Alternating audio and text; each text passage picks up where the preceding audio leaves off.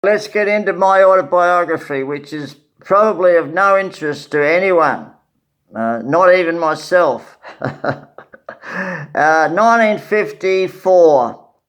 My grandparents took me on vacation, Mum's parents. The SV Westralia ship took passengers from Perth to Brisbane via Adelaide, Melbourne and Sydney. Our fare cost only a tiny bit more than a sleeping berth on an interstate train, but to me it seemed as grand as the Titanic. We had a third-class cabin near the bow, so it went up and down all night. And I was seasick the first day, but the second day I got used to it. In the dining room, they showed a Hollywood movie every night. And meals were in a real posh dining room with monogrammed knives and forks, like a real classy ship. But it was quite a small vessel, the SV Westralia, Westralia.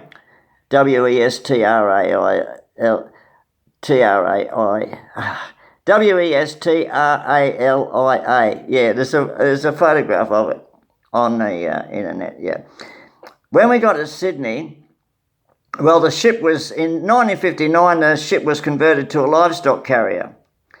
And in 61, it was broken up for scrap. But I could lean over the bow, watching the steel prow cut through the waves, climb right up and lean over. And no grown-ups told me to get down from the rail, which was nice, in those days. In Sydney, we stayed at the People's Palace Hotel.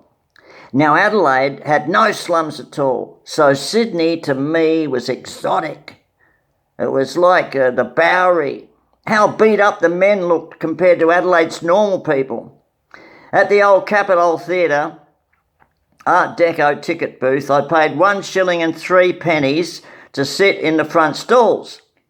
It cost more to climb up into the dress circle, or if you're real rich, 2 shillings and 9 pennies to climb to the marble stairway that led to the lounge. And the decorated ceiling was covered with stars. It resembled the sky at night. I was very impressed.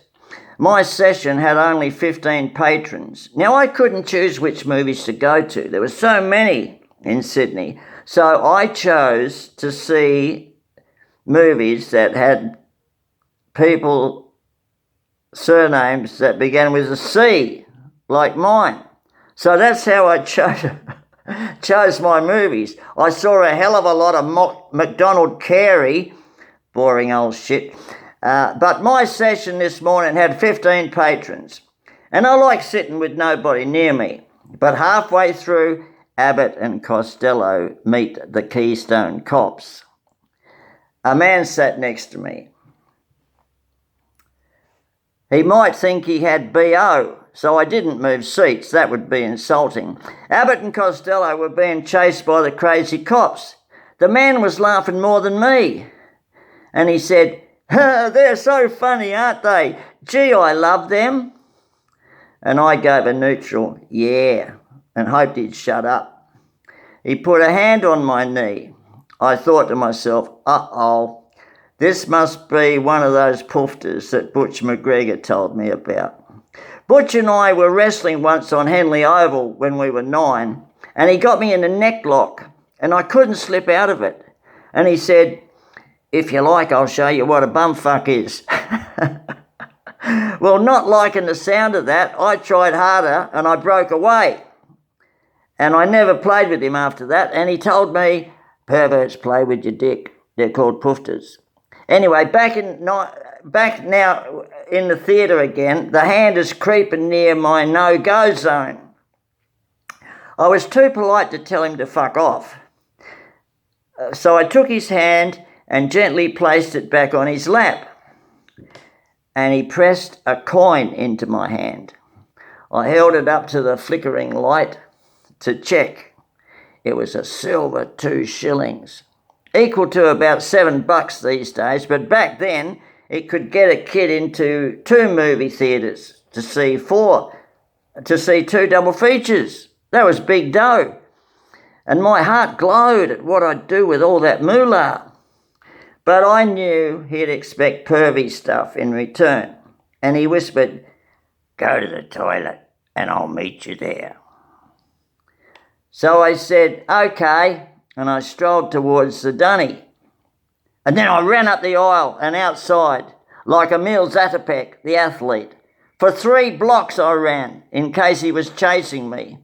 I examined the coin to make sure it wasn't fake, and my heart leapt at the wonderful Sydney ways I'd spend it. I never told my grandparents about Pervy Guy. They'd have stopped me going out alone.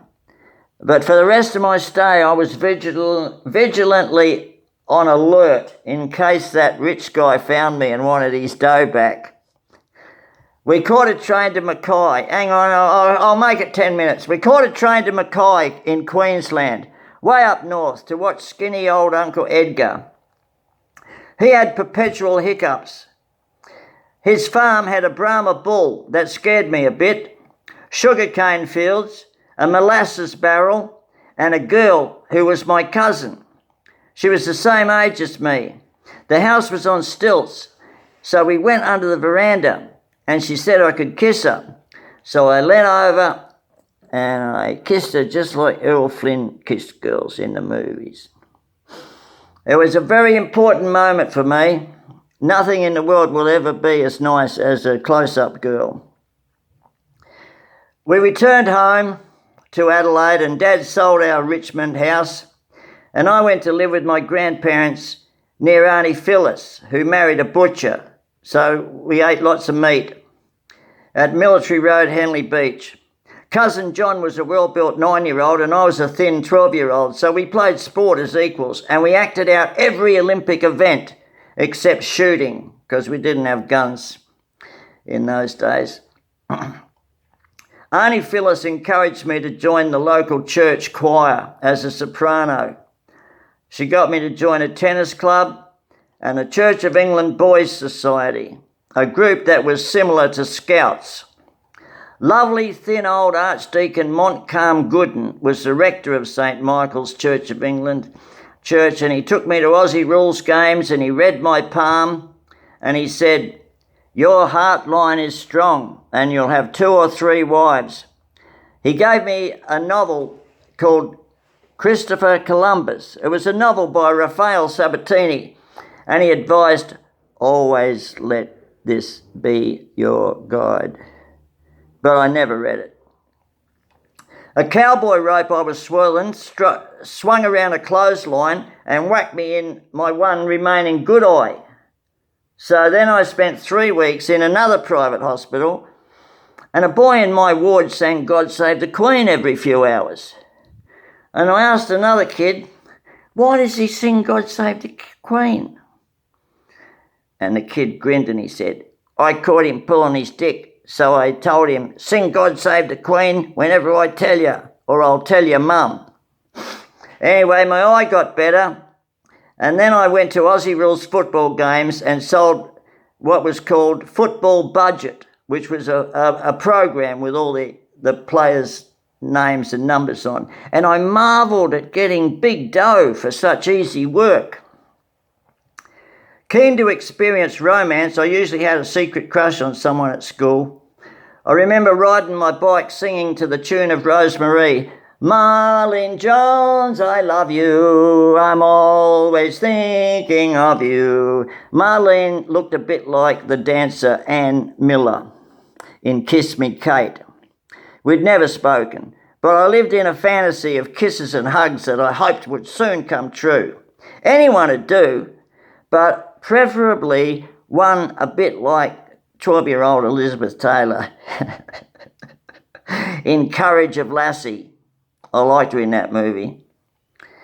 Anyway, we're getting near 10 minutes now. All right, one more little bit. Our 12-year-old grade 7 class was being taught about earthworms when Neil Banyan grabbed the legs of his short pants and ran from the room. The teacher sneered, "Some people have weak stomachs." At recess time, we learnt that Neil had shit himself, so we discussed the unbelievable occurrence. "He shit his pants 'cause teacher was talking about worms. What a sissy." and we gathered outside the Dunnies to wait for Neil.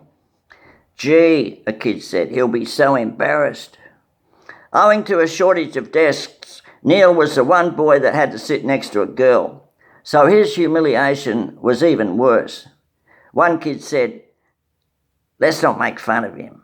It's bad enough he shit himself, so let's not tease him, okay?